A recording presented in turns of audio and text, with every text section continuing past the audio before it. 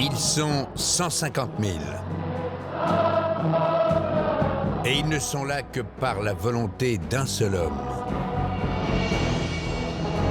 Ensemble sous la même bannière. Unis dans un même geste. Prêts à le suivre jusque dans la guerre. Jusque dans la folie. Lui, leur guide, leur fureur.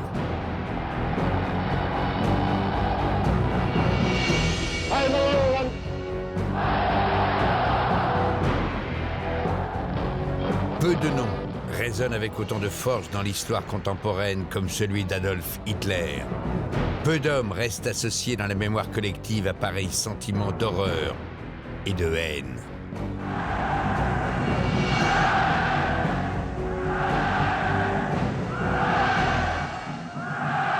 Es ist unser Wunsch und Wille, dass dieser Staat und dieses Reich bestehen sollen in den kommenden Jahrtausenden.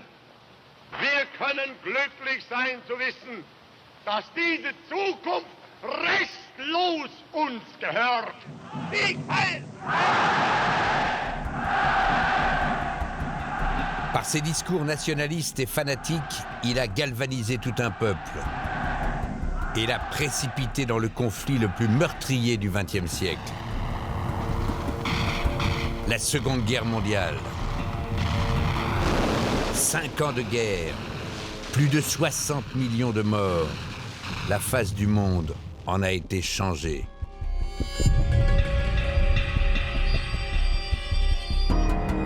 Et le traumatisme a marqué des générations. « 70 ans après sa mort, l'histoire du leader nazi conserve encore ses zones d'ombre. Comment un homme, venu de nulle part, s'est-il hissé au sommet pour commettre les pires crimes de guerre et le pire crime jamais commis contre l'humanité? C'est cette histoire que nous allons vous raconter.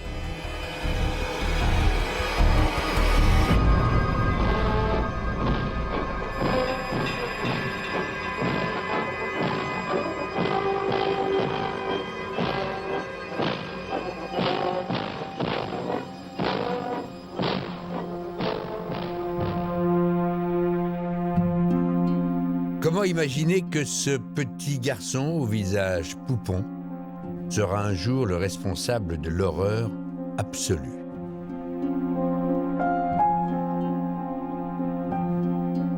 Car au départ, il était destiné à une vie sans relief, une vie dans l'anonymat le plus total.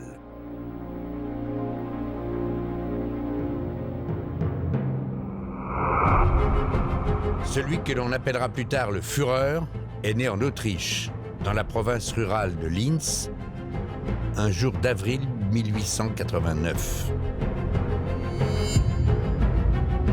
Il mène une adolescence sans histoire. C'est un jeune garçon que rien ne distingue de ses camarades, ni un premier de la classe, ni un cancre, à proprement parler. Ses maîtres savent qu'il est intelligent, qu'il est aussi très paresseux et qu'il est surtout extrêmement indiscipliné. Si le jeune Adolf Hitler montre bien peu d'intérêt pour l'école, il a en revanche une passion. Son temps libre, il le passe enfermé dans sa chambre à dessiner.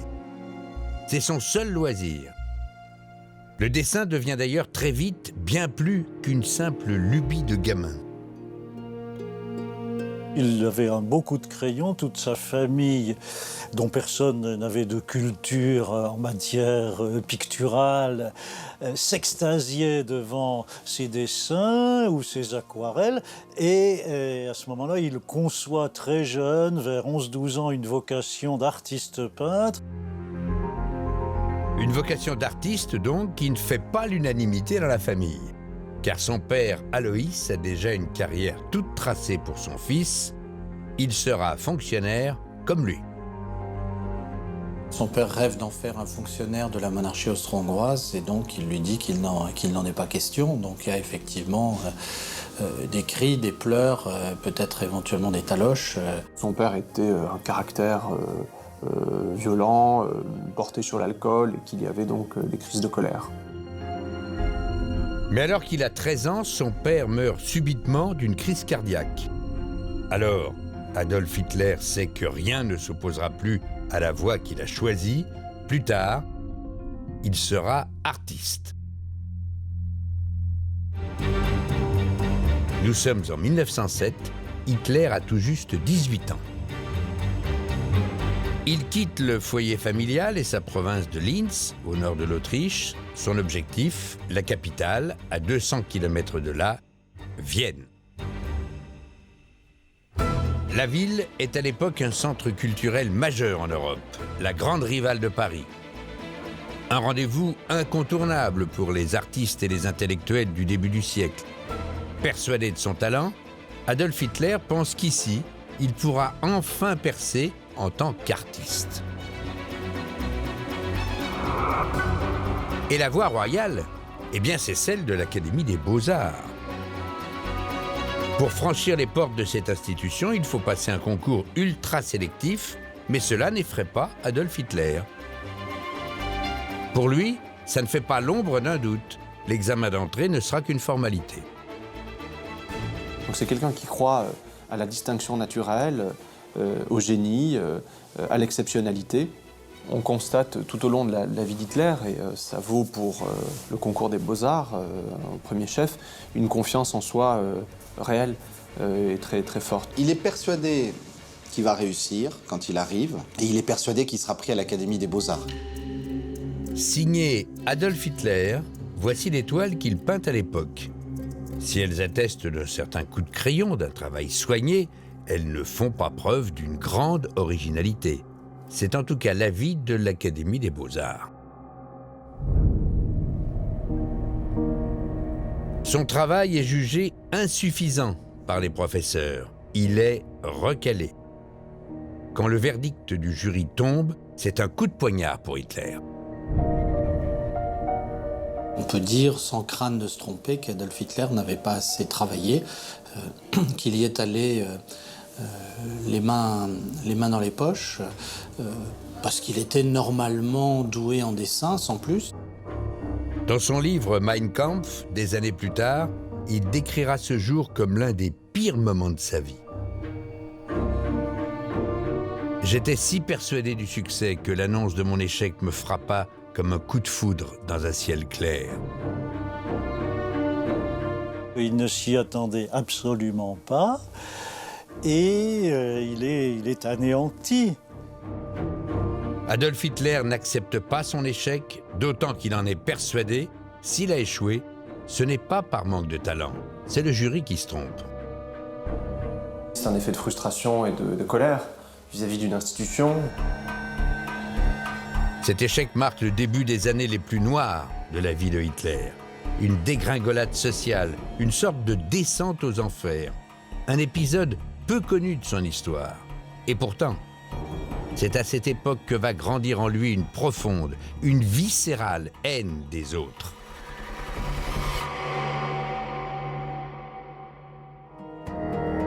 Bien que recalé par l'Académie des Beaux-Arts, Adolf Hitler fait le choix de rester à Vienne. Il passe ses journées retranché dans sa petite chambre de bonne de cet immeuble du centre-ville. Son échec, il n'en parle à personne, même pas à ses proches. C'est une honte absolue. Donc toute sa famille qui est à Linz et ne sait pas qu'il a échoué aux Beaux-Arts, croit qu'il est à Vienne en train de suivre les cours de cette école. Le jeune Hitler vit sur le petit héritage laissé par sa mère, décédée 2 ans plus tôt. Sans projet, sans perspective, il s'enfonce dans l'amertume. Et les jours passent, puis les semaines, puis les mois. Il ne faisait rien de spécial, il se levait tard, il s'asseyait dans les cafés, il lisait beaucoup les journaux. Il n'a aucune envie de travailler, ni comme fonctionnaire, ni comme employé quelque part. Tout ça lui paraît en dessous de ce qu'il mérite, puisqu'il se voit comme un grand artiste. Petit à petit, le jeune homme grignote toutes ses économies.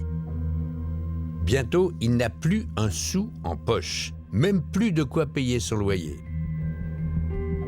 Il va devoir chercher refuge dans des foyers et parfois se retrouver à la rue. Certaines nuits, il dort sur les bancs publics. Adolf Hitler a 20 ans et il est SDF. Pour gagner quelques pièces, il peint des paysages qu'il revend aux touristes. Il vendait ses petites cartes, ses petits tableaux quand il pouvait. Il ne mangeait pas beaucoup parce que ça ne rapportait pas grand-chose. Mais il était totalement marginal. Cette vie d'errance va durer plusieurs années. Des années durant lesquelles Adolf Hitler s'enfonce dans la rancœur, car il en est convaincu. S'il en est arrivé là, ça ne peut pas être de sa faute. D'autres que lui sont forcément responsables. Les échecs sont toujours dus à des facteurs extérieurs ou à des personnes. Donc il ne se remet pas en cause et il considère qu'il est incompris. C'est lié, évidemment, je pense, à cette représentation de soi qu'il cultive de lui-même, qui est de son exceptionnalité et son génie. Donc tout ce qui vient le contrarier, tout ce qui vient le démentir, ne peut être dû qu'à l'hostilité féroce, essentielle, mauvaise et quasi démoniaque d'ennemis qui lui veulent du mal. Et ces ennemis qui lui veulent du mal, ceux sur qui il va rejeter la faute de ses échecs, Adolf Hitler les a identifiés. Ce sont des boucs émissaires tout trouvés à l'époque.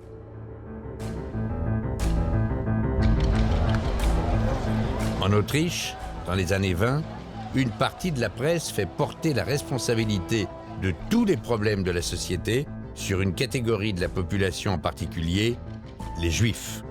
Cet antisémitisme qui s'exprime ouvertement et sans ambiguïté. Comme en témoigne ce journal, le Deutsche Volksblatt, le journal du peuple allemand, l'un des plus gros tirages à Vienne.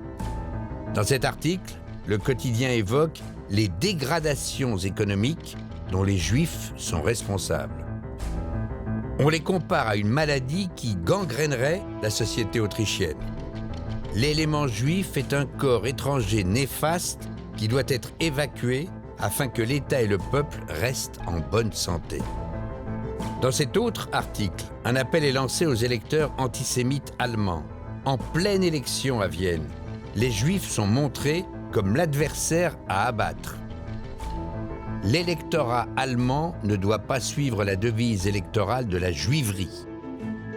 Les Juifs sont condamnés, répudiés, comme étant les antinationaux par excellence. C'est-à-dire des gens qui n'ont pas de feu ni de lieu, n'ont pas de foi ni de loi, et qui donc constituent une menace. Hitler lit régulièrement cette presse antisémite. Il se tourne même vers des lectures encore plus radicales. L'une de ses favorites, c'est une petite publication d'extrême droite, Ostara, très explicite quant à sa haine des Juifs, ici grossièrement caricaturée et menacée par un chevalier germanique. Des idées qui font écho chez le jeune Adolf Hitler. Il trouve dans cette presse les raisons de sa déchéance. À cette époque, Hitler se conçoit comme un exclu social. Et lire toute cette littérature-là, lire toute cette presse-là, voir que les places sont prises par des gens qui ne devraient pas y avoir accès, par des Juifs, eh bien cela, effectivement, nourrit son ressentiment social. À cette époque, Hitler a 24 ans. Il est en passe de rater sa vie. Mais un événement extérieur va tout changer. Un événement qui va faire basculer le cours de son destin. À l'été 1914, la Première Guerre mondiale éclate. L'Empire austro-hongrois et l'Allemagne entrent en guerre contre la France, l'Angleterre et la Russie. Hitler est autrichien, mais il s'engage aux côtés de l'armée allemande, car c'est le peuple allemand qu'il veut défendre. Et dans ce conflit d'une violence inouïe, il va trouver un nouveau sens à sa vie. Sur cette photo, le visage amaigri, barré d'une longue moustache, où on le reconnaît à peine, il pose aux côtés de ses camarades de chambrée. Et au sein de l'armée, le jeune homme va découvrir un cadre rassurant. Et pour lui, c'est presque une révélation. Au début de la Première Guerre mondiale, il est un homme sans famille. En quelques semaines, il trouve un lieu où il se sent bien. Pour la première fois depuis le décès de sa mère, le jeune Adolf Hitler retrouve enfin un foyer. Le soldat Hitler est nommé Estafette, une sorte d'agent de liaison chargé de délivrer les messages entre les postes de commandement à l'arrière du front. Et lui, qui n'a toujours été qu'un élève médiocre, un peintre raté, devient un soldat modèle, dévoué et obéissant. Pour la première fois de sa vie, Adolf Hitler obtient même une reconnaissance. L'armée le décore de la Croix de Fer, une haute récompense militaire. Ce sera l'une des plus grandes fiertés de sa vie. Devenu Führer des années plus tard, il ne s'en séparera jamais. C'est quelque chose d'important sur le plan personnel. C'est son premier diplôme, c'est sa première distinction. Dans l'armée, le jeune homme a enfin trouvé sa place. Seulement voilà, le 11 novembre 1918, l'Allemagne signe l'armistice. La guerre est terminée. Pour Adolf Hitler, c'est une tragédie. Car cela signifie pour lui un retour à la case départ, un retour à sa vie d'avant, sans un sou, sans famille et sans repère. Il n'a aucune envie de quitter l'armée. C'est le seul milieu où il a pu vivre à peu près correctement depuis son enfance, depuis qu'il a quitté le domicile familial. S'il est démobilisé, il va se retrouver famélique à peindre des cartes postales et à essayer de les vendre. Bon, et donc il va tout faire pour rester dans l'armée. Et le jeune homme va justement bénéficier d'une aide précieuse, celle d'un homme qui va le prendre sous son aile. Cet homme, c'est Karl Mayr. Son nom et son visage ne vous disent certainement rien, mais il va jouer un rôle décisif dans le parcours d'Adolf Hitler. C'est lui qui va permettre au jeune homme de forger les racines de ce que sera bientôt l'idéologie nazie. S'il y a une personne qui a fait Hitler, c'est Karl Mayr, qui va être cet élément de passerelle d'Hitler, ce piédestal qui va lui permettre de rencontrer la capacité qui fera de lui le Führer, qui fera de lui le guide. Karl Mayr est un homme important au sein de l'armée. Il est le chef des services de renseignement. Et au sortir de la guerre, il doit faire face à une menace au sein des troupes. Des agitateurs d'extrême gauche se trouvent parmi les soldats revenus du front. Et Mayr craint que leurs idées ne se propagent. Les dirigeants de l'armée étaient préoccupés par le fait que ces soldats démobilisés revenaient à la vie civile avec des idées de gauche, avec une mentalité de gauche. Ils ont vu comment les bolcheviks ont réussi à prendre l'armée, le contrôle de l'armée en Russie, et ils se disent que ça pourrait très bien arriver chez eux. Mayr veut impérativement empêcher que ces mouvements extrémistes ne contaminent toute l'armée. Et pour ça, il a besoin d'hommes fiables, dévoués, qui surveilleront les brebis galeuses. Alors il va recruter Adolf Hitler, qui lui est prêt à tout pour rester dans l'armée.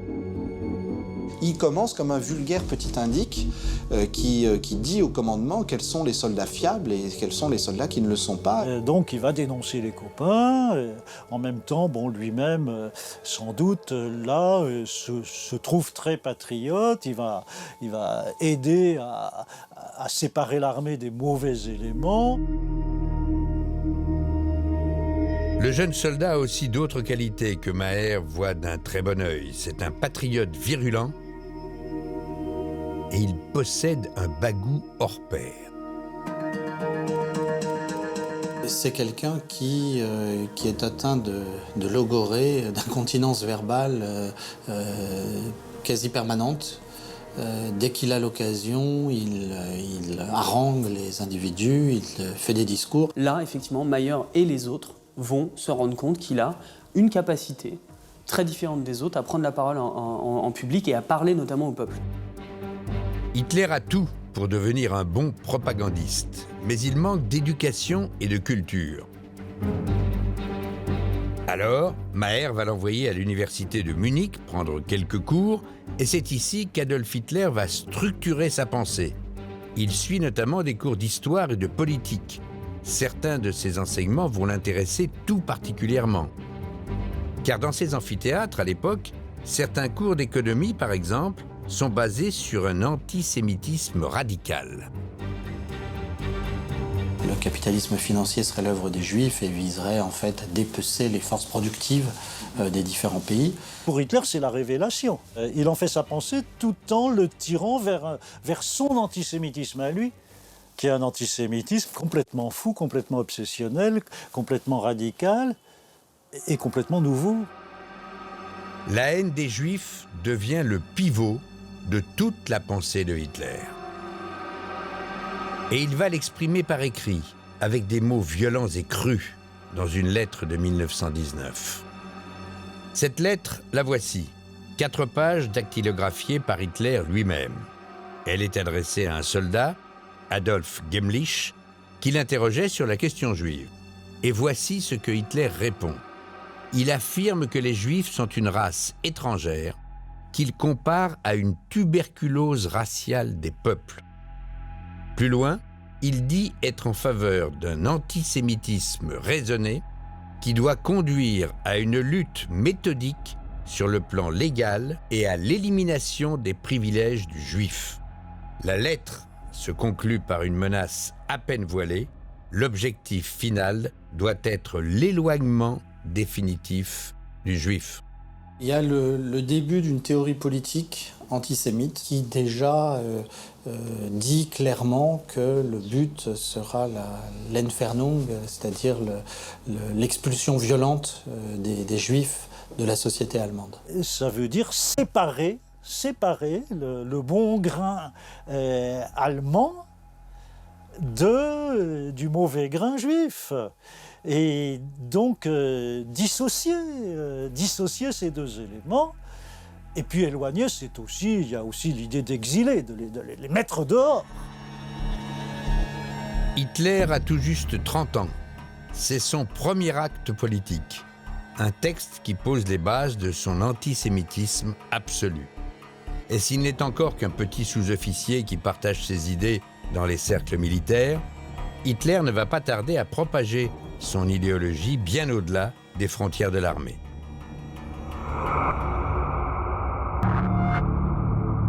C'est lors d'une mission secrète que tout va se jouer. Nous sommes le 12 septembre 1919 à Munich. Dans une brasserie du centre-ville, Hitler est installé à une table, mais ce n'est pas un client comme les autres. Les services de renseignement militaire l'ont chargé d'espionner un groupuscule d'extrême droite qui a établi ici son QG. Il s'agit du DAP, le Parti ouvrier allemand, un groupuscule ultra-radical d'une 50aine de membres. La mission d'Adolf Hitler exige de rester incognito, mais rien ne va se passer comme prévu. Et c'est une phrase qui va le faire sortir de ses gonds. Alors que les membres du parti débattent, l'un d'entre eux prône l'idée d'une Bavière indépendante qui ferait sécession de l'Allemagne. Impensable pour Hitler.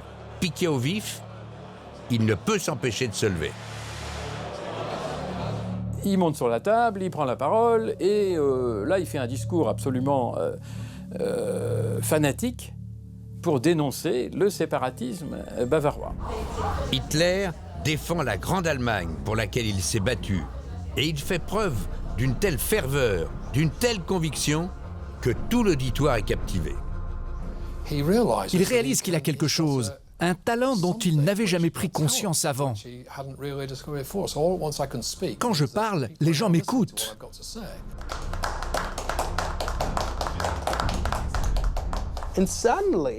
Et soudain, c'est comme le paradis pour lui. Il est entouré de gens qui pensent qu'il est formidable. qu'il accepte et qu'il écoute. Cette soirée du 12 septembre 1919 marque un tournant dans la vie d'Adolf Hitler. C'est en fait la seconde précise où la carrière politique d'Hitler démarre. Adolf Hitler a trouvé sa voie. Il sera homme politique. Il adhère au DAP, dont il devient le 55e membre. Et le jeune militant ne compte pas s'arrêter là. Son ambition désormais, c'est de se hisser au sommet.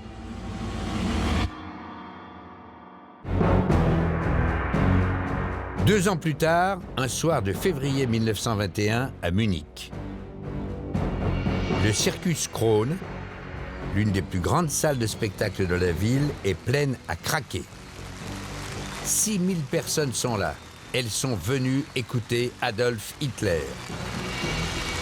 En quelques mois, le petit agitateur de brasserie est devenu le porte-parole vedette du parti. Il remplit les salles sur son simple nom. Militants et curieux accourent, séduits par son discours radical et ses talents d'orateur. Il exprime la souffrance du peuple allemand, il exprime la rage, il exprime la colère, il exprime la douleur. Et ça aussi, c'est quelque chose qui parle au public de l'époque.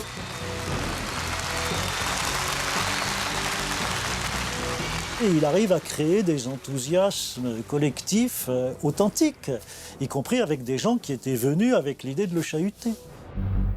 Il faut dire que les discours d'Adolf Hitler, c'est du jamais vu pour l'époque. Dans les années 20, voici comment les politiques s'adressaient à leur auditoire.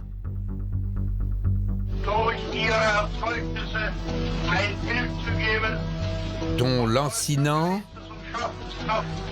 académique, voix chevrotante. Et voici maintenant un discours d'Adolf Hitler.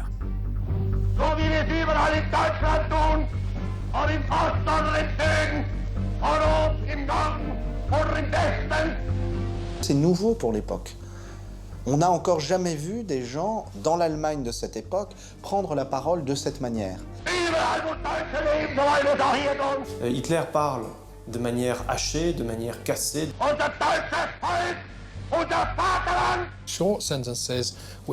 Des phrases courtes, mais pleines de haine, pleines d'agressivité.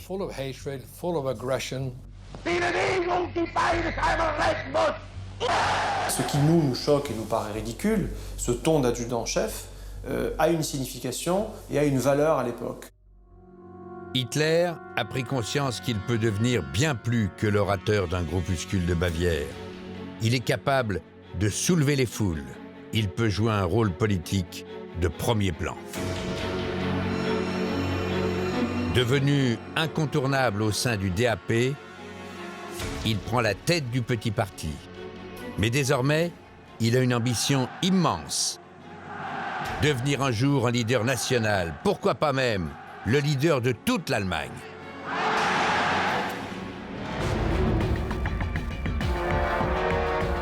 Pour se hisser au sommet du pouvoir dans les années 20, Hitler va mettre en place une stratégie de communication ultramoderne.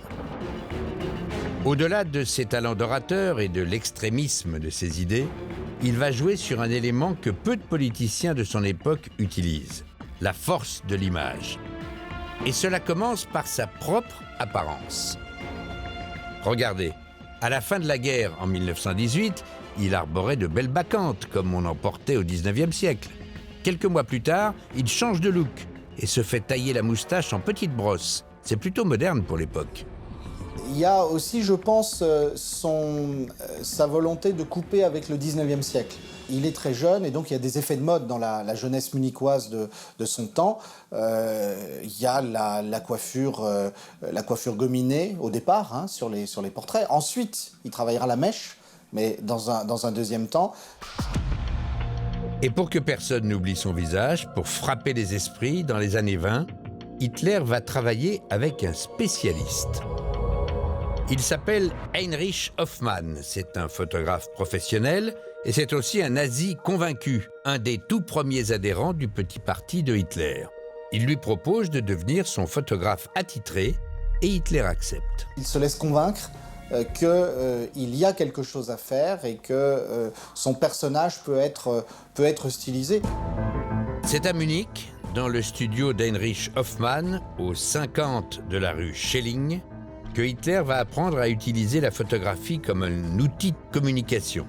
Devant l'objectif, il va travailler ses gestes et son attitude pour mieux capter l'attention, pour mieux convaincre.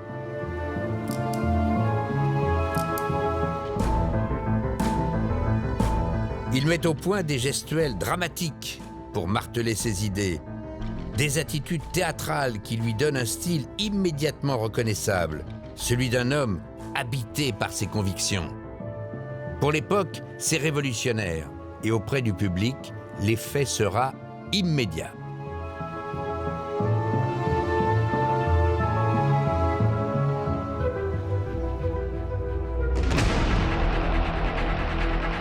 Ce qui le caractérise, c'est la foi très forte qu'il a dans son destin politique. Ich habe mir ein Ziel gesteckt, nämlich die 30 Parteien aus Deutschland hinauszukriegen. Vous pouviez être sûr que lorsqu'il prenait la parole, cela ferait des étincelles. Hitler a très bien compris la logique des médias, il faut faire parler de soi. S'il y a de la violence, peu importe. Brusquement, Hitler fait éruption, secondé par CSA. Hitler tire un coup de revolver au plafond et il annonce que la révolution nationale a commencé.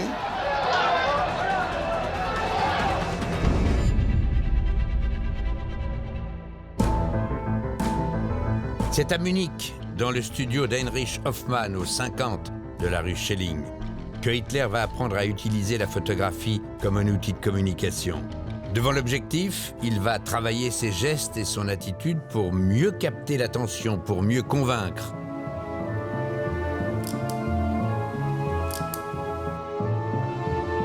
Il met au point des gestuels dramatiques pour marteler ses idées, des attitudes théâtrales qui lui donnent un style immédiatement reconnaissable, celui d'un homme habité par ses convictions. Il n'est pas seulement un politique, il est un acteur qui vit intensément son rôle. Son astuce, c'est de transférer le théâtre. Il n'a jamais été formé comme acteur, mais il a passé des soirées entières au théâtre ou à l'opéra, de transférer ça dans la politique. Hitler joue au boxeur quand il se veut combatif. Il brandit le poing pour menacer ses ennemis. Il a tout essayé en fait, hein. Mais la photo, avant il le faisait devant les glaces. Là, la photo, il se rend mieux compte. Donc il perfectionne son jeu de scène. Et le jeu de scène, ça fait partie, toute cette gestuelle, ça fait partie de l'influence qu'il exerce. Son objectif, c'est aussi de se différencier des hommes politiques de son époque. Voici comment un des présidents de la République allemande, le maréchal Hindenburg, intervenait en public. Il lit son discours sans quitter son texte des yeux, sans faire de gestes, sans la moindre émotion. Hitler, lui, fait tout le contraire. Les poings serrés pour exprimer sa colère. In einer Vereinsrede vom Volk der Brüder zu sprechen, sondern hineinzugehen in das Volk, alle seine Vorurteile allmählich zu überwinden und dann zu helfen und immer wieder zu helfen. Le doigt vengeur pour désigner l'ennemi à abattre. Der Anstandungscharakter, dass in diese Kolonne mitmarschiert. Il appuie chaque idée par des gestes outranciers, comme s'il était possédé par son discours.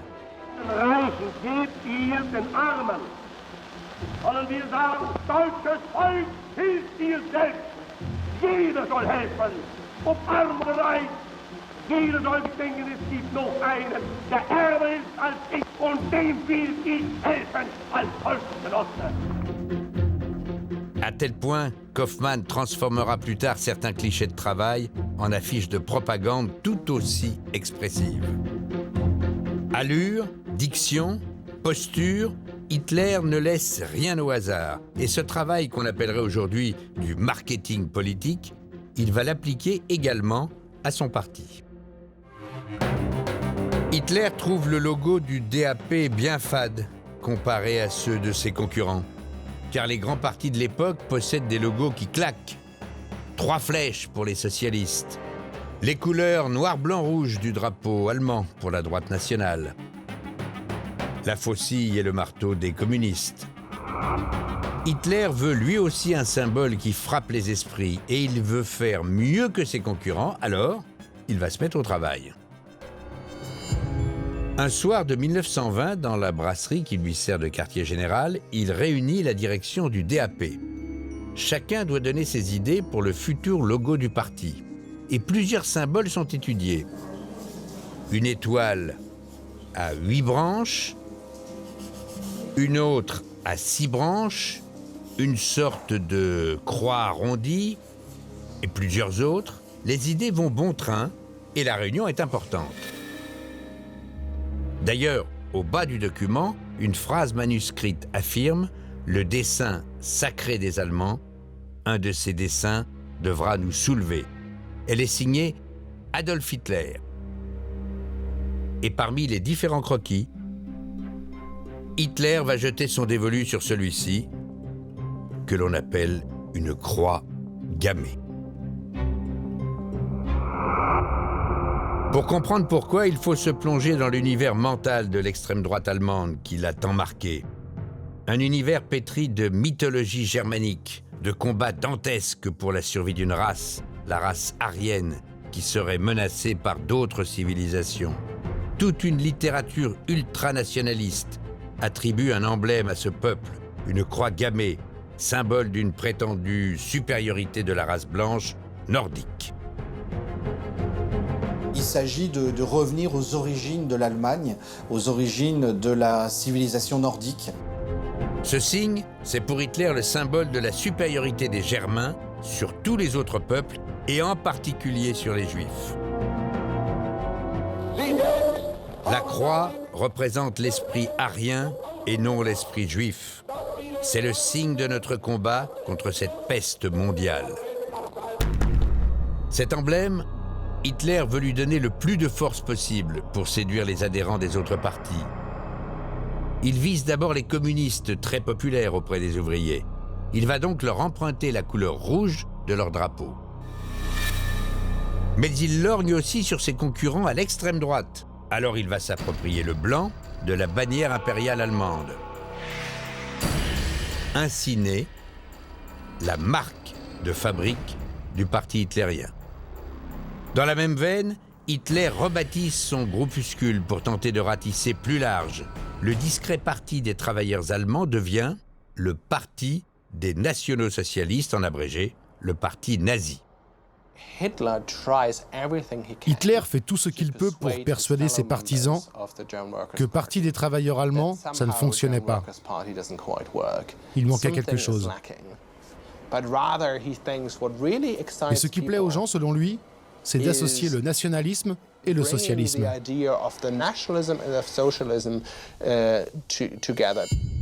Un an seulement après son entrée en politique, Hitler s'est créé une image reconnaissable entre toutes.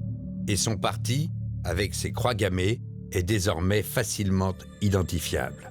Reste maintenant à se faire connaître auprès de tous les Allemands. Et pour cela, Hitler va faire preuve d'un sens certain de la mise en scène. Il crée sa milice personnelle des gros bras qui seront chargés de rendre son parti bien visible sur la scène politique et d'impressionner les foules. Et il les dote d'un uniforme, des chemises brunes. En réalité, il ne fait que copier un autre homme politique qui a fait tout cela avant lui. Le leader fasciste italien Mussolini, qui a pris le pouvoir à Rome avec ses troupes de chemises noires. Et même le nom de sa milice ne doit pas laisser indifférent. Il les baptise SA, comme section d'assaut.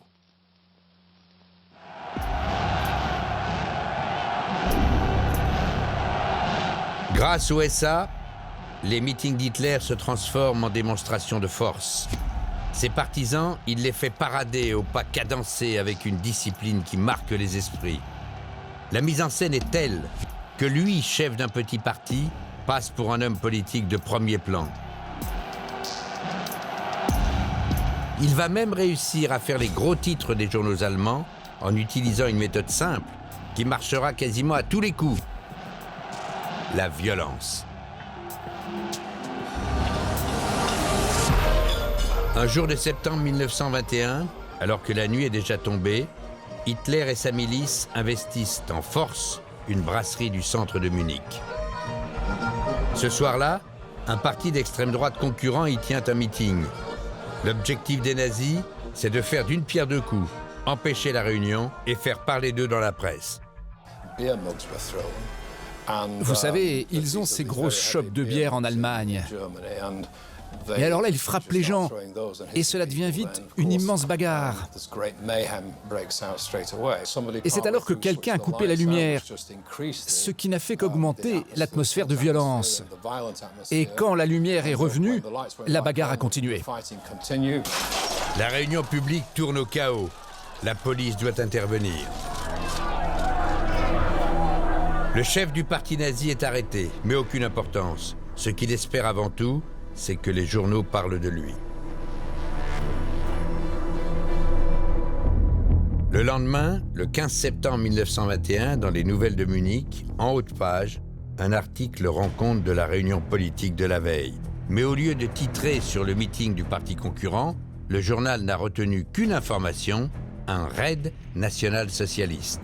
Le parti nazi a piqué la vedette à son rival. La réunion a été perturbée par un raid national-socialiste mûrement préparé. Le journal cite même le nom du meneur, Adolf Hitler. Les nationaux-socialistes ont réduit l'orateur au silence pour donner la parole à Hitler. Au total, le nom de Hitler est répété 4 fois. Ce premier coup d'éclat a atteint son but, faire parler de lui, quel qu'en soit le prix. Hitler a très bien compris la logique des médias, il faut faire parler de soi.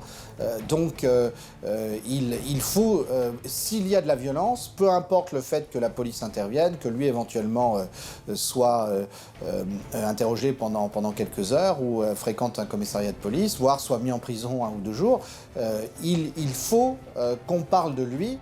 Puisque le coup de poing de la brasserie leur a assuré une nouvelle notoriété, Hitler va pousser les SA à poursuivre sur la même voie. Il leur ordonne de provoquer un maximum de bagarres. Tous les prétextes sont bons, et plus les échauffourées sont spectaculaires, plus la presse parle des nazis. La journée allemande de Nuremberg. Par exemple, lors de la journée des nationalistes allemands à Nuremberg, ce quotidien rapporte que des porteurs de croix gammées ont attaqué 3 personnes juives dans une voiture. Une autre fois, la presse s'inquiète de la terreur de la croix gammée, quand à Munich, 17 jeunes gens sont expulsés d'un café et sont tabassés à coups de matraque et de bâton. Les SA vont jusqu'à commettre des attentats comme cette grenade lancée sur la bourse de Mannheim, une petite ville de Bavière. La publicité, c'était l'oxygène d'Hitler. Vous pouviez être sûr que dès que Hitler parlait, cela ferait des étincelles.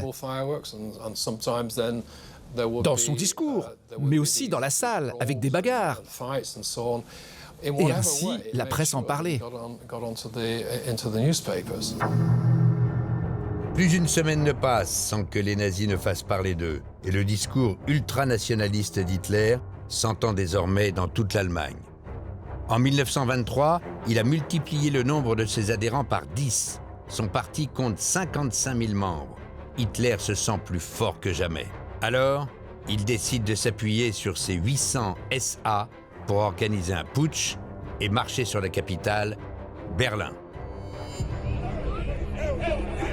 Le 8 novembre, vers 19h, avec plusieurs centaines d'hommes armés, il prend en otage une partie du gouvernement qui était en meeting dans une grande salle munichoise. Le pouvoir, il veut s'en emparer par la force. Et brusquement, Hitler fait éruption, secondé par CSA, et Hitler tire un coup de revolver au plafond. Hitler se propulse à la tribune et il annonce, là, que la révolution nationale a commencé. Hitler exige des ministres présents qu'ils s'associent à lui pour instaurer une dictature et marcher sur Berlin. Mais les putschistes d'Hitler ont surestimé leurs forces. Face à eux, l'armée et la police sont mieux armées, mieux organisées. Pendant 2 jours, les affrontements font rage dans les rues. Les nazis ne font pas le poids. La tentative de putsch est écrasée. Hitler est arrêté, jugé et condamné pour haute trahison. Son ascension semble brisée nette, mais ce n'est qu'une apparence. Car il en est certain, bientôt, il dirigera l'Allemagne. Il a déjà une nouvelle stratégie en tête. Ce qui le caractérise, c'est effectivement la foi très forte qu'il a dans son destin politique, au-delà de tout ce qui est imaginable. Dans la prison de Landsberg, en ce mois d'avril 1924, le crépitement d'une machine à écrire se fait entendre depuis une cellule à l'étage.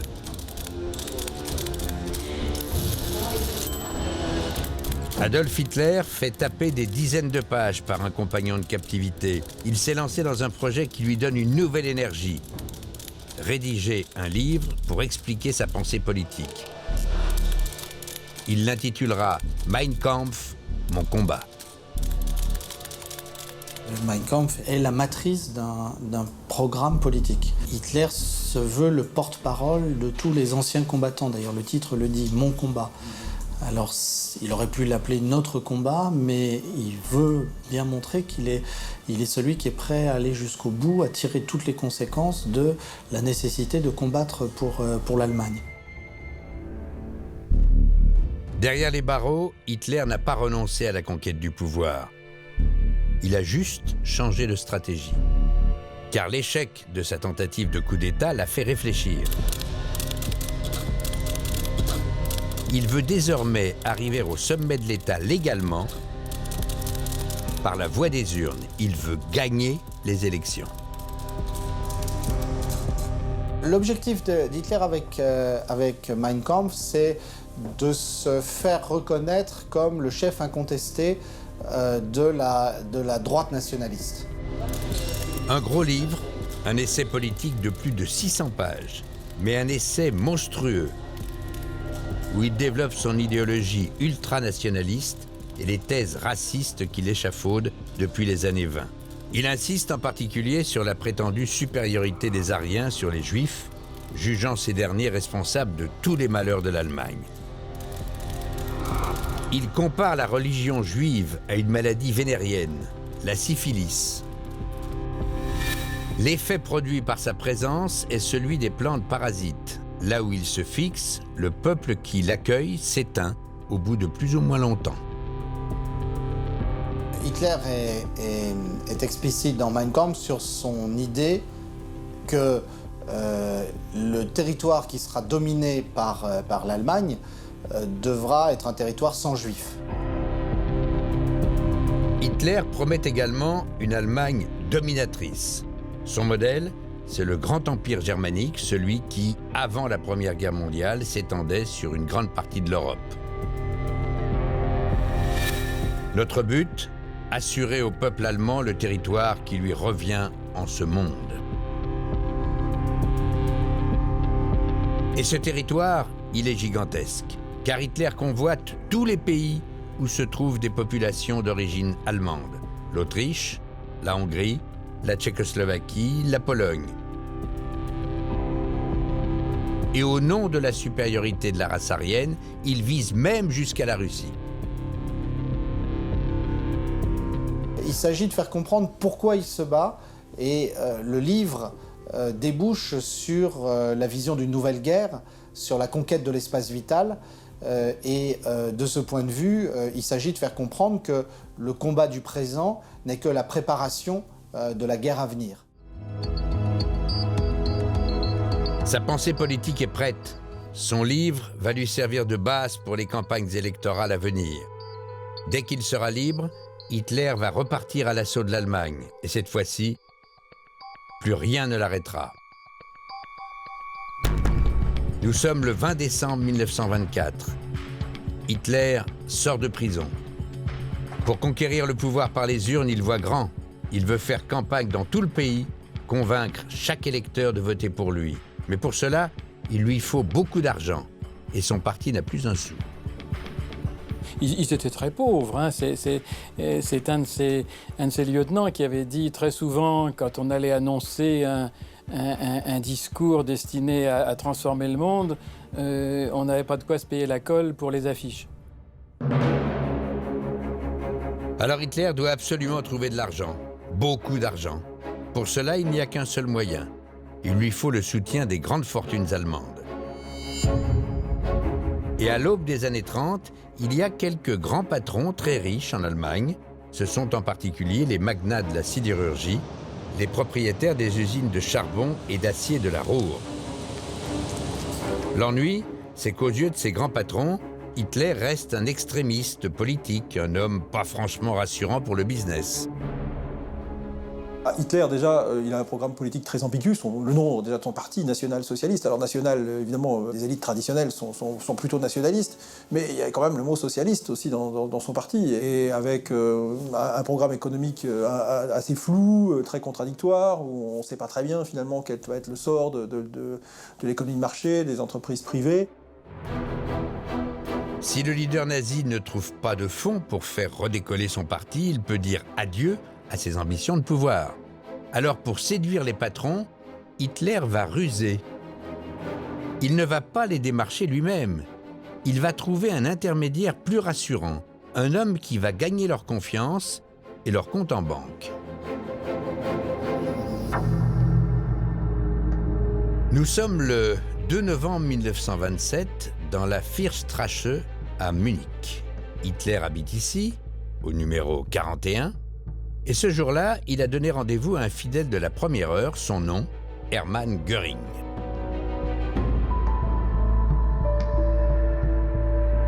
Göring est une star de la Grande Guerre, un as de l'aviation allemande, bardé de décorations, un pilote de chasse très populaire en Allemagne et aussi un nazi convaincu. Mais surtout, Göring possède un carnet d'adresses bien rempli. Sa notoriété lui a permis, après la guerre, de se reconvertir dans les affaires. Il fréquente de près les grands patrons allemands. C'est donc à lui qu'Hitler confie la mission de les séduire. Donc là, Göring est chargé, effectivement, de procurer de l'argent au parti, donc d'approcher les industriels, et c'est là que ça commence. Göring comprend vite qu'il faut rassurer les patrons. À la différence d'Hitler, il sait comment s'y prendre pour leur inspirer confiance. À la manière d'un bon comédien, il va soigner sa mise en scène et leur en mettre plein les yeux. Il retrouve un autre ancien copain qui s'appelait Pili Körner, qui était un petit monsieur tout chafouin, mais qui avait fait un bel héritage et qui donc avait les moyens, mais surtout il avait une belle Mercedes. Et ça, pour les affaires, c'était merveilleux. Parce que il déguise son copain en chauffeur et lui se rend chez les clients avec sa belle Mercedes et le chauffeur en livret, qui était le propriétaire de la Mercedes, mais ça, il n'était pas forcé de le savoir. Et ça impressionne. Et pour faire cracher les patrons au bassinet, Göring a préparé ses arguments. Il promet des contrats mirifiques avec le futur État hitlérien, des millions de marques qui feront tourner leurs usines et remplir les carnets de commandes. Il s'appuie d'ailleurs sur Mein Kampf, le livre de Hitler. N'y est-il pas écrit noir sur blanc que pour construire la Grande Allemagne, l'État nazi aura pour priorité de réarmer le pays? « Nous voulons retrouver des armes », écrivait-il. Et Göring sait se faire pressant.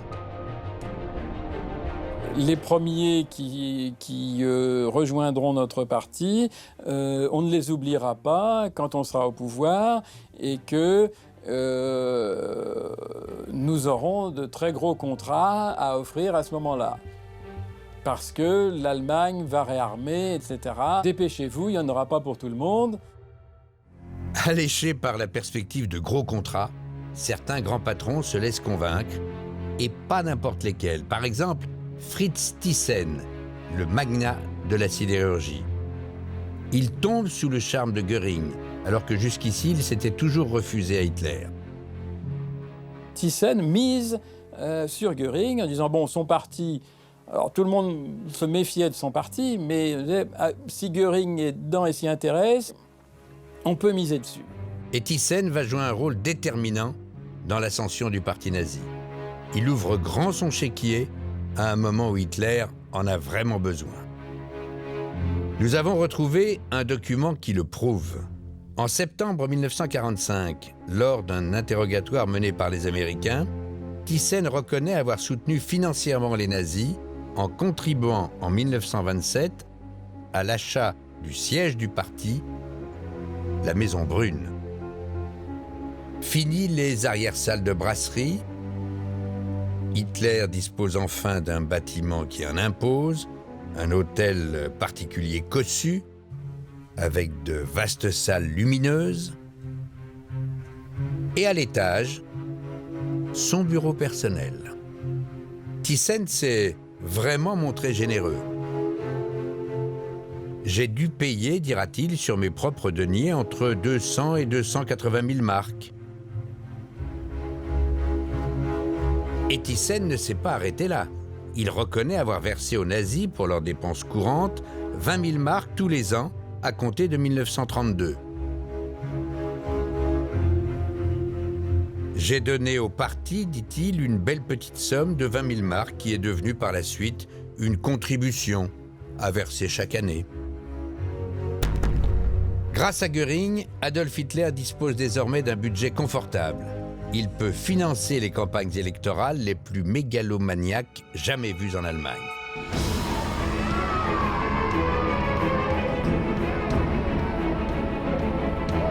Il organise d'immenses rassemblements dans la petite ville de Nuremberg. Il s'offre également une tournée dans toute l'Allemagne et ne se déplace plus qu'en avion. Un atout capital qui lui permet de tenir jusqu'à 3 meetings dans la même journée, là où ses concurrents se contentent d'un seul. C'est le premier homme politique à utiliser cela, ce qui donne d'ailleurs à sa personnalité une espèce d'aura d'ubiquité. Il paraît un peu magique comme ça de pouvoir être présent partout en Allemagne au même moment. Le leader nazi en tire même des affiches de propagande au slogan grandiloquent « Hitler domine l'Allemagne ». Ces meetings ont de plus en plus de retentissement. La foule s'y presse plus nombreuse de mois en mois. L'ascension du parti nazi semble désormais irrésistible. Ich habe mir ein Ziel gesteckt, nämlich die 30 Parteien aus Deutschland hinauszufegen. Mais pourquoi on le croit, lui? Parce qu'on ne croit plus dans les autres. Certaines entreprises vont aller jusqu'à participer au crime de l'assassinat des Juifs d'Europe. Les détenus qui ne sont plus aptes au travail sont acheminés vers le camp d'Auschwitz-Birkenau où se trouvent les installations de gazage pour y être exterminés. Je fais le serment de sortir de cet enfer, de laisser de côté même le deuil et de tenir, quoi qu'il arrive.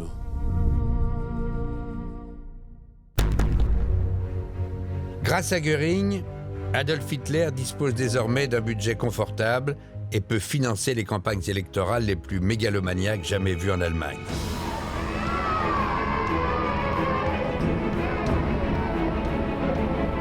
Il organise d'immenses rassemblements dans la petite ville de Nuremberg. Il s'offre également une tournée dans toute l'Allemagne et ne se déplace plus qu'en avion.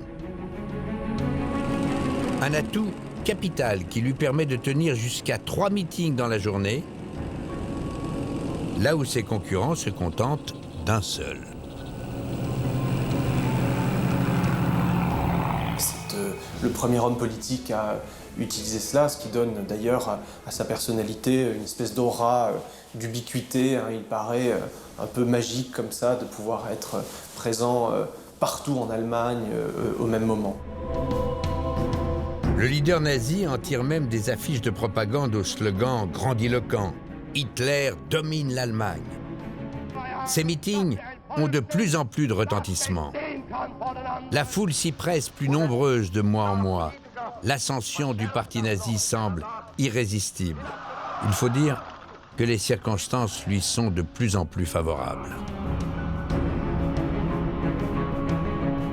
Car en 1929, la Grande Dépression frappe l'Allemagne.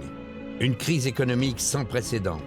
Le chômage atteint des niveaux records, l'inflation explose. Le pays est au bord du gouffre. Alors, pour de plus en plus d'Allemands, Hitler apparaît désormais comme un espoir, une alternative face aux vieux partis traditionnels qui n'ont pas su redresser le pays.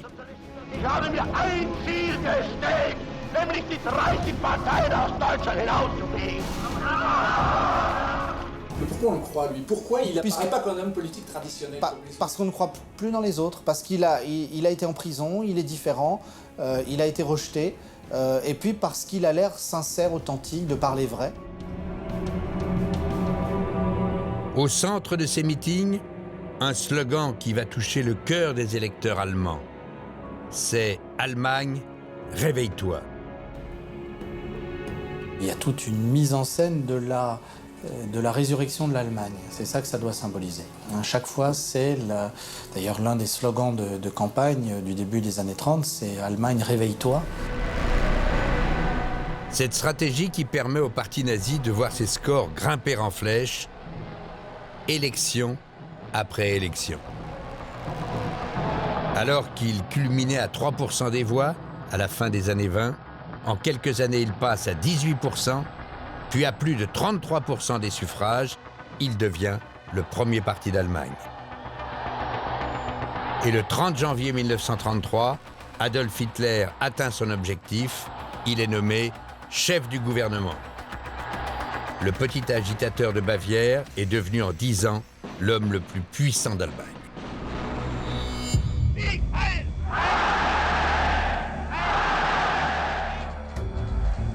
Dès qu'il arrive au pouvoir, Adolf Hitler n'a qu'une obsession. Faire de l'Allemagne la plus grande puissance du continent. Et pour cela, il va prendre une décision radicale.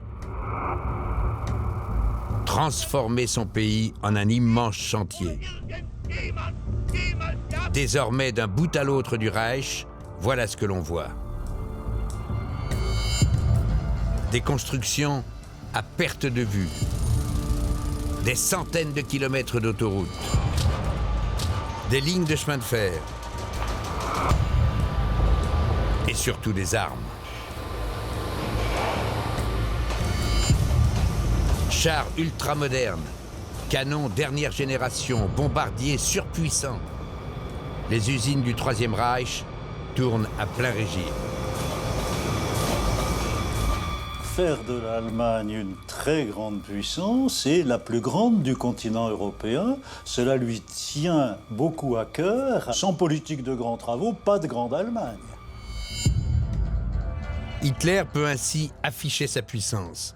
Mais ces travaux pharaoniques ne servent pas les seuls intérêts du Führer, car ces immenses chantiers font aussi les affaires des grandes entreprises allemandes. Elles s'appellent Siemens, Krupp, Thyssen ou encore IG Farben. De grands groupes qui ont porté Hitler au pouvoir. De grands groupes qui peuvent maintenant espérer amasser des fortunes considérables. Cette politique de grands travaux représente des marchés énormes et engendre donc des profits colossaux. Donc les entreprises sont extrêmement intéressées, on peut même dire sont achetées par le régime. Ainsi, pendant plus de 10 ans, à partir de 1933, les grandes entreprises du pays vont connaître un essor considérable. Il faut dire que pour elles, désormais, les commandes de l'État représentent beaucoup. Alors certaines ne vont reculer devant rien pour gagner toujours plus d'argent, quitte à prendre part au plus effroyable projet d'Adolf Hitler, l'extermination des Juifs d'Europe. Certaines entreprises allemandes, au nom du profit, du patriotisme, mettent le doigt dans un engrenage qui va mener certaines à la participation très directe à l'assassinat des Juifs. Cela peut paraître complètement fou aujourd'hui, 70 ans après les faits. Et pourtant, c'est bien dans cette spirale insensée que certaines entreprises vont se lancer. Parmi elles, l'une des plus grandes au monde.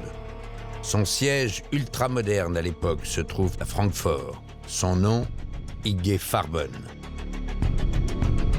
Un géant de la chimie qui va se retrouver piégé par sa quête absolue de profit.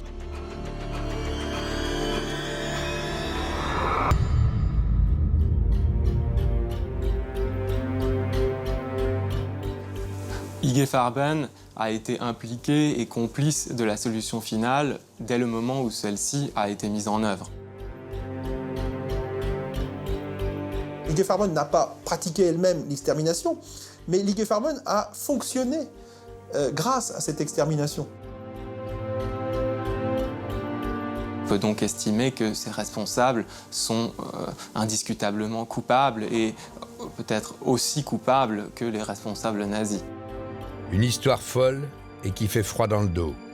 Une histoire qui commence dès l'année 1933.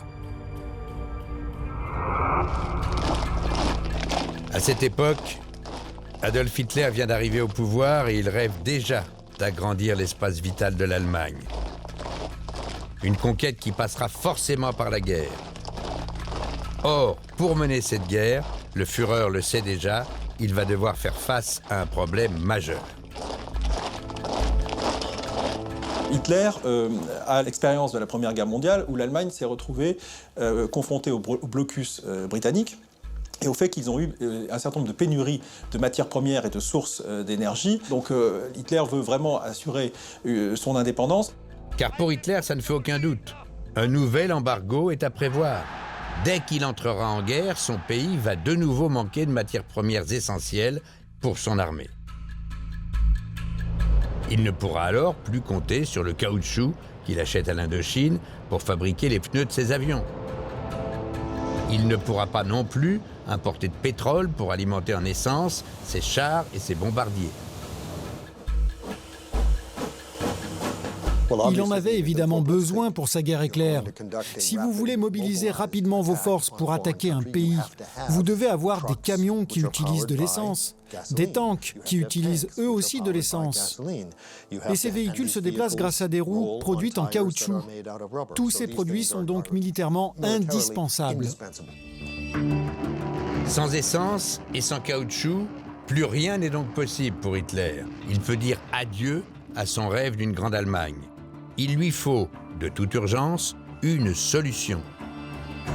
Or, cette solution, elle va lui être apportée de toutes pièces par une entreprise qui n'est autre que le géant IG Farben. IG Farben était spécialisé dans la fabrication de produits chimiques qui, auparavant, étaient issus de matières premières naturelles. C'était la plus grande entreprise au monde de produits chimiques. Et parmi les dernières découvertes de l'entreprise, il y en a justement deux qui peuvent s'avérer extrêmement précieuses pour le Führer. Les chimistes d'IG Farben ont réussi à mettre au point de l'essence de synthèse dans ces laboratoires en se passant totalement de pétrole naturel. Et ce n'est pas tout.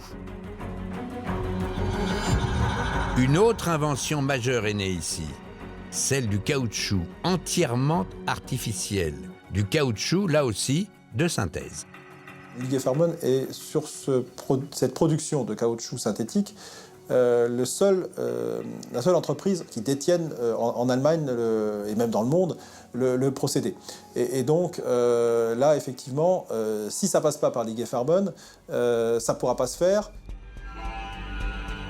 Alors Hitler va faire une proposition en or à IG Farben concernant ses découvertes.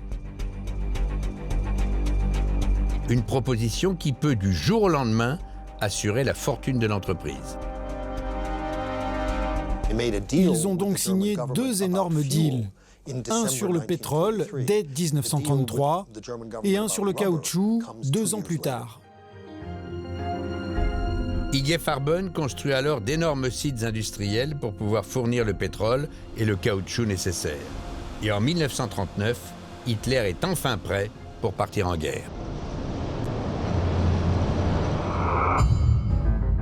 Le 1er septembre, il envahit la Pologne. Ensuite, il multiplie les victoires. La Belgique, les Pays-Bas, le Luxembourg, puis la France sont conquis. Les usines d'IG Farben tournent alors à plein régime.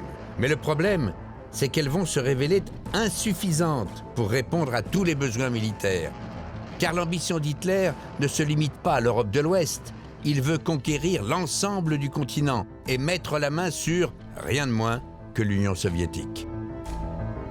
L'Est représente l'espace vital qu'il a toujours souhaité conquérir depuis le milieu des années 20, représente également le foyer du communisme qu'il considère comme le danger mondial majeur. Avec le projet d'invasion de la Russie, Hitler s'apprête à déclencher l'une des plus grandes opérations militaires de l'histoire. Il prévoit d'envoyer 4 millions de soldats et pas moins de 600 000 véhicules, c'est-à-dire 600 000 tanks ou camions, pour lesquels il faudra du pétrole et aussi du caoutchouc. Le problème, c'est que les quantités de caoutchouc fournies par les usines d'IG Farben ne suffiront pas. Mais les hommes d'Hitler ont une solution pour l'entreprise. Les autorités militaires allemandes ont commencé à faire pression sur IG Farben pour qu'elle construise une autre usine quelque part à l'est. Une usine quelque part à l'est, proche du futur front russe, comme l'exigent les Allemands. Mais où exactement? Voilà toute la question. Et elle repose sur les épaules d'un homme. Il s'agit d'un des plus hauts dirigeants d'IG Farben. Son nom, Otto Ambros. Un ingénieur de 40 ans pour qui la réussite de cette usine est un enjeu majeur pour sa carrière. Il est très ambitieux, c'est sa chance de prendre ses marques, de montrer ce qu'il peut faire dans l'entreprise. C'est son bébé technologique, et donc c'est à lui qu'on va confier la mission de trouver un site pour l'usine. Le 18 décembre 1940, Otto Ambros part pour la Pologne, direction la Silésie, une région qu'il va arpenter d'un bout à l'autre à la recherche du meilleur emplacement. Et le terrain est loin d'être facile à trouver, car il doit répondre à des critères très précis, comme par exemple être proche d'une ligne de chemin de fer pour le transport de matériaux. Et ce n'est pas tout. Ça doit être un grand terrain plat, ou alors un terrain qu'on peut aplanir facilement. Et puis, ça doit aussi se trouver près des matières premières indispensables, comme le charbon qui est vraiment la base, et l'eau.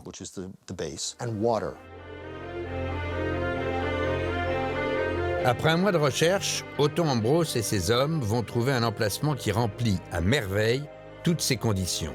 Un terrain plat et immense. Un terrain qui se trouve à proximité d'une rivière et d'une ligne de chemin de fer. Maintenant qu'ils ont le site, toute la question est de savoir comment ils vont construire l'usine. Or, le site qu'ils ont prévu est gigantesque. Voici les plans de l'époque, élaborés par les équipes d'IG Farben. Une dizaine de bâtiments qui s'étendent sur plus de 20 km². Pour bâtir un tel site, il faut une main-d'œuvre considérable. 30 000 ouvriers sont nécessaires. A priori, impossible d'en trouver autant. Sauf que le terrain d'IG Farben ne se trouve pas n'importe où en Pologne. Il est juste à côté d'un lieu où il y a une main-d'œuvre toute trouvée, une main-d'œuvre corvéable à merci. Auschwitz, le camp d'Auschwitz. Dans ce camp de concentration, au début 41, sont déportés des opposants politiques, des résistants, des intellectuels et des juifs. Leurs conditions de détention sont inhumaines. Les prisonniers meurent de faim. Ils sont battus à mort ou torturés.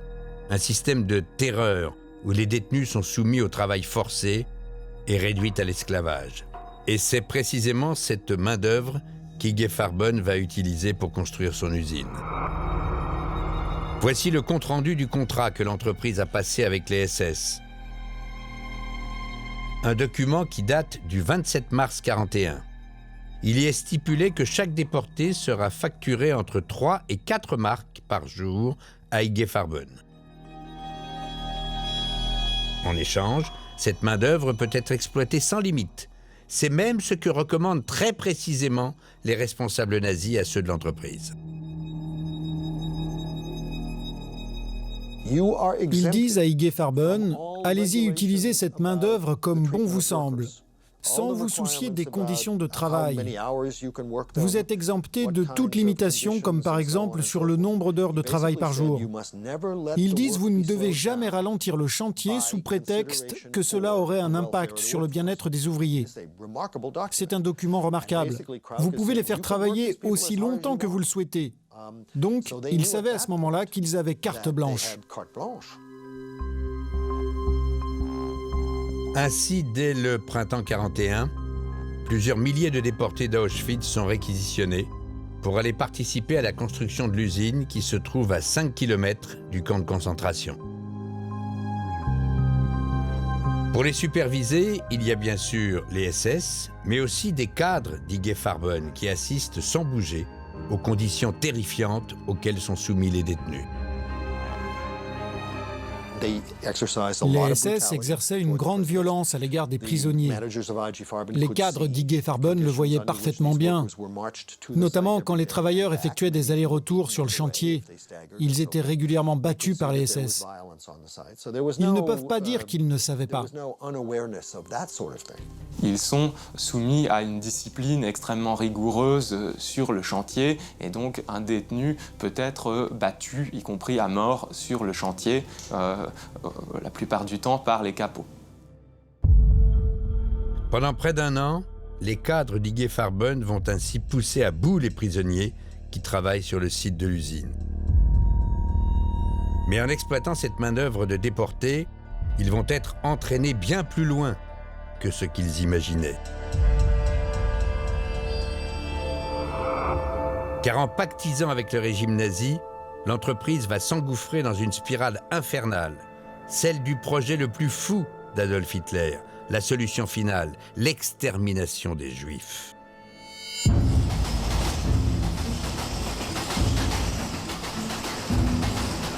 Ce matin du 10 octobre 1943, un train entre en gare d'Auschwitz. À l'intérieur, 1000 prisonniers entassés depuis 3 jours dans des wagons à bestiaux.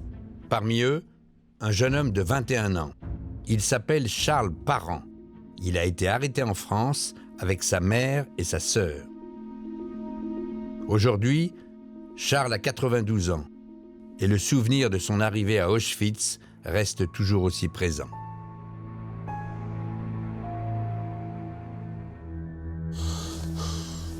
Et les aboiements, les cris. Et on nous arrache du wagon, on descend, on nous oblige à nous ranger par 5.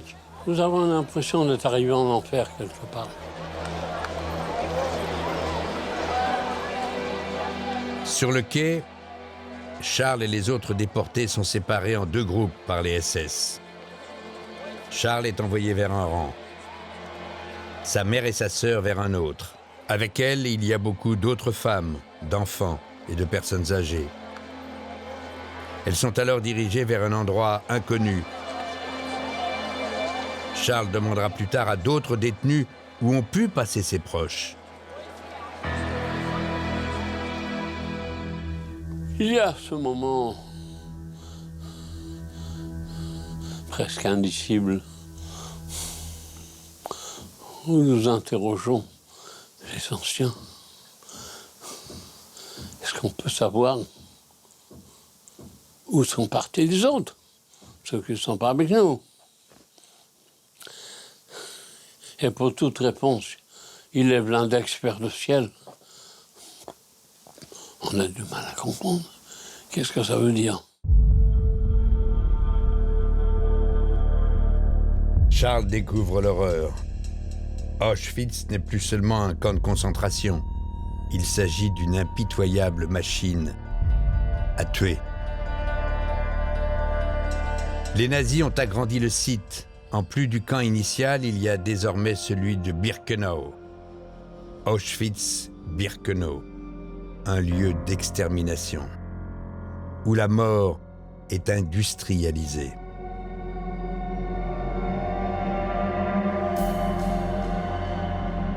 Les déportés les plus fragiles, femmes, enfants, personnes âgées, sont systématiquement envoyés dans les salles comme celle-ci. Les SS leur font croire que ce sont des douches. Ce sont en fait des chambres à gaz. Des granulés de Zyklon B, un pesticide mortel, sont alors jetés par des trappes depuis le plafond. La mort survient en quelques minutes. La vérité, s'incruste en nous.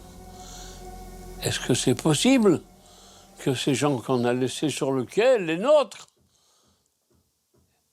soient déjà gazés et leur corps en train de brûler? Qu'est-ce qu'il faut perdre?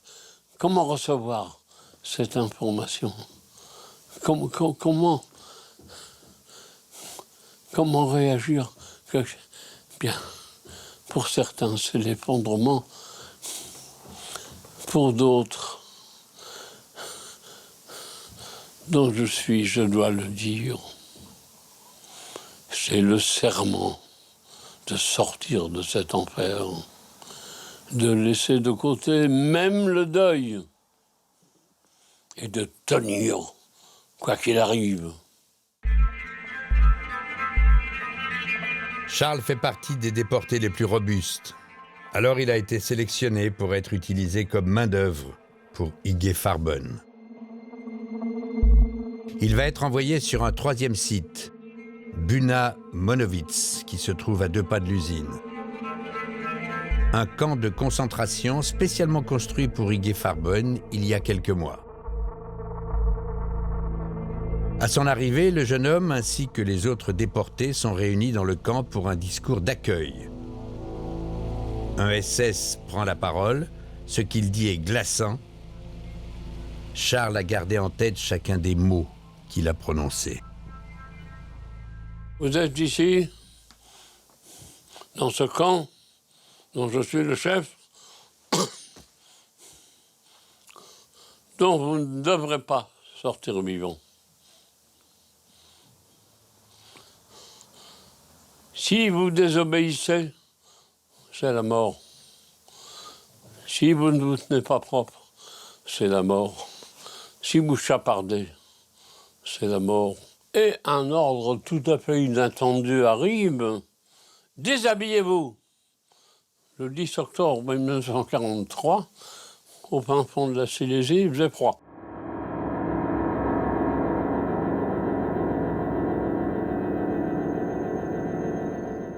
On nous rase la tête, sous le bras, entre les jambes. Nous changeons de nature. Le numéro devient notre nom. Nous n'avons même plus le droit de prononcer notre nom. Désormais, le quotidien de Charles sera de travailler à la construction de la future usine de caoutchouc. Le chantier est titanesque. Charles et une centaine de déportés doivent creuser les fondations d'un immense bâtiment.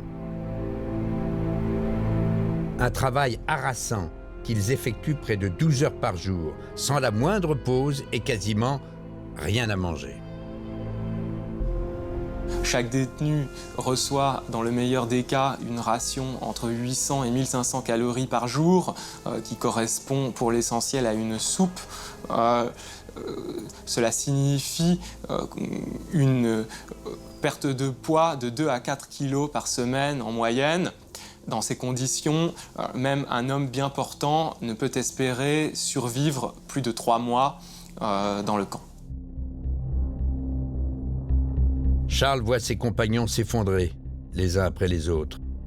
Sur les 260 hommes de son groupe, qui, comme lui, avaient été sélectionnés pour aller à Buna-Monowitz, seuls 75 ont survécu.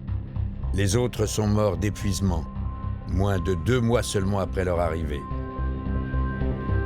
L'effondrement des déportés ne fait pas les affaires, dit Guy Farben, car le chantier n'avance pas à la cadence souhaitée. Alors l'entreprise ne veut plus avoir que des détenus vaillants. Désormais, au sein même du camp, les nazis mettent en place des sélections parmi les prisonniers. Les plus faibles sont écartés, ce qui signifie la mort. Les détenus qui ne sont plus aptes au travail et qui sont donc sélectionnés quittent le camp de Buna-Monowitz et sont acheminés vers le camp d'Auschwitz-Birkenau où se trouvent les installations de gazage pour y être exterminés. Charles va lui aussi être confronté au processus de sélection. Cela fait des mois qu'il travaille dans le camp. Il a perdu plus de 20 kilos. Alors, il a été désigné pour être écarté.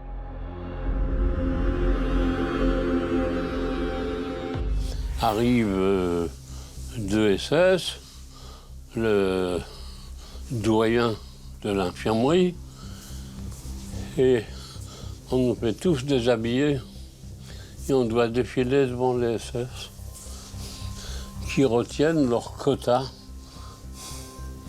le quota des gens qui vont mourir. Et ils retiennent 36 détenus sur les 200 et quelques qu'on est dans le bloc. Et parmi les 36, il y a moi. Comment faire pour sauver sa peau? L'homme qui note la liste des condamnés à mort ne lui est pas inconnu. Charles l'a rencontré il y a quelques semaines. Il lui a même raconté une blague qui l'a fait rire. Mais est-ce qu'il va le reconnaître? Ce doyen lève les yeux vers moi, me regarde et me demande en allemand si je connais beaucoup de blagues. Je le regarde dans les yeux et je lui dis, je peux t'en raconter jusqu'à la fin de la guerre. Et on reste 2 secondes, les yeux dans les yeux. Et tout à coup, il me dit, sors par l'autre porte.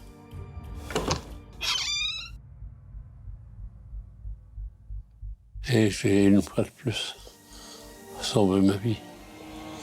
Les 35 camarades sont évidemment partis, on ne les a jamais revus. Charles a échappé à la mort, mais 25 000 déportés sont morts sur ce chantier, sacrifiés pour la construction d'une usine qui n'a jamais vu le jour. Seule la libération du camp par les troupes soviétiques, le 27 janvier 1945, mettra fin à l'horreur d'Auschwitz et à la fuite en avant d'Igues Farben. Aucun caoutchouc ne sera jamais produit. Aucun carburant synthétique ne sera jamais produit. Et quand les Russes arriveront en janvier 1945, Igues aura connu d'énormes pertes. Après la capitulation allemande en 1945, la justice internationale cherche à condamner les responsables de l'extermination des Juifs. Une cour internationale à Nuremberg est mise en place. Pour la première fois, on parle de crimes contre l'humanité. Adolf Hitler ne rendra jamais aucun compte. Il s'est suicidé le 30 avril 1945. À Nuremberg, 24 hauts responsables nazis sont jugés. La moitié sera condamnée à mort par pendaison.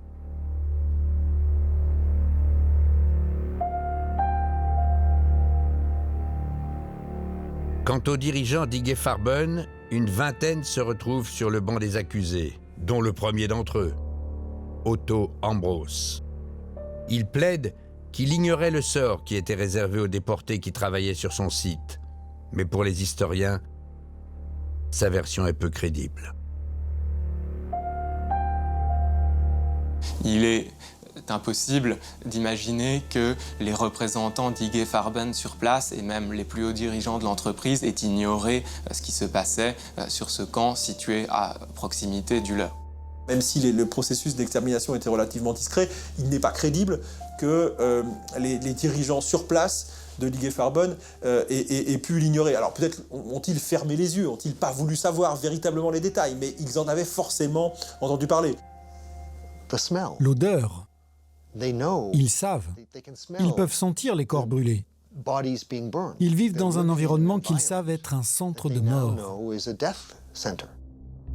La charge de crime contre l'humanité n'est pas retenue.